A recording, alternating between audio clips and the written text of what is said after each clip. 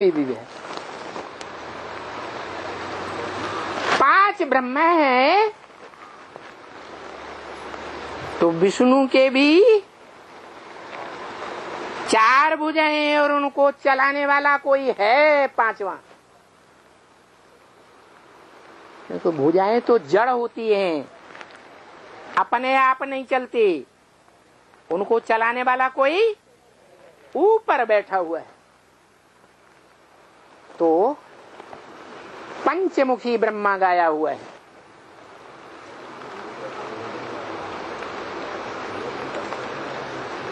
चार मुख वाला ब्रह्मा गाया हुआ है। चतुर्मुखी ब्रह्मा, जो ब्रह्मा सो विष्णु देखने में आता है, वो 4 भुजाएं तो सबको देखने में आती है, लेकिन वो ब्रह्मा कौन सा है जो 5वां मुख है, वो किसी को देखने में नहीं आता, क्योंकि वो ऐसी आत्मा है जो महामृत्यु के समय भी, प्रलय काल में भी, अव्यक्त होते हुए भी व्यक्त रहती है। कैसे अव्यक्त? उसकी इंद्रियां हैं, फिर भी इंद्रियों को, इंद्रियों के रस को, इंद्रियों की प्राप्ति को महसूस ही नहीं करता, इंद्रियों को याद ही नहीं करता। किसको याद करता है? अपन को, आत्मा को याद करता, आत्मा के बाप को याद करता, इसलिए बाप समान बन जाता है। जैसे बाप निराकारी, निर्विकारी, निरहंकारी, ऐसे वो आत्मा भी निराकारी, निर्विकारी, निरहंकारी हो जाती है। इस मनुष्य सृष्टि में सदा काल वो एक ही सत्य है, सत्य, और सब असत्य हैं। नंबरवार जो एक सत्य है उसका कभी विनाश नहीं होता, सारी दुनिया का विनाश होगा। जड़ पदार्थों का या जंगम चैतन्य का विनाश होगा।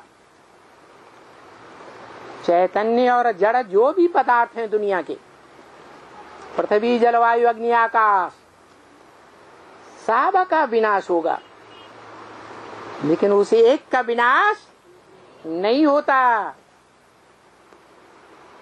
इसलिए गाया गया है, कालों का काल महाकाल, जिसको कोई काल खा नहीं सकता।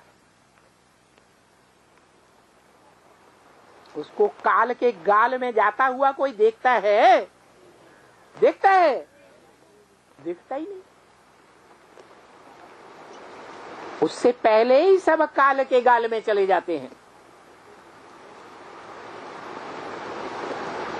वो सब को खा जाता है,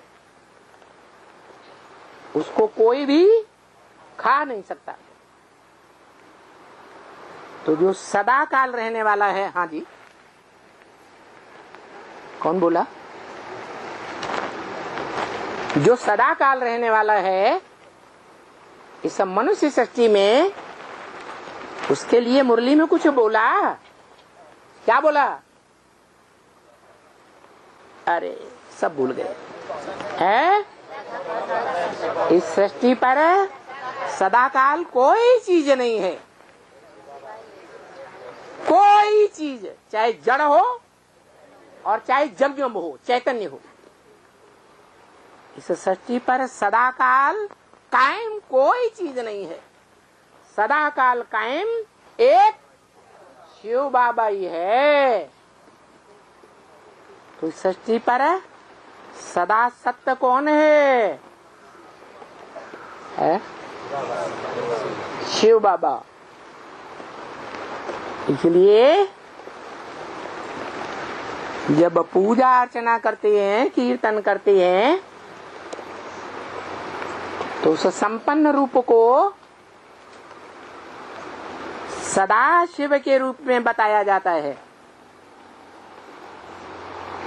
कैसा नेत्र? सदा शिव नेत्र। मना वो आत्मा की इस मनुष्य सृष्टि रूपी रंगमंच पर कभी अभाव नहीं होता, और सभी आत्माएं कुछ न कुछ समय के लिए इस मनुष्य सृष्टि रूपी रंगमंच को छोड़कर आत्मलोक में चली जाती है, और इस सृष्टि रूपी रंगमंच को खाली कर जाती हैं या नहीं? खाली कर जाती है। एक ही बचता है, जिसके लिए गीता में कहा उस अव्यक्त मूर्ति ना, अव्यक्त मूर्ति में से सारा संसार उत्पन्न होता है। विसृजामि नंबरवार जड़ और जंगम सबको छोड़ता हूँ। सृष्टि के आदिकाल से ही छोड़ना शुरू हो जाता। इसकी शूटिंग कहाँ होती है? संगम में शूटिंग होती है।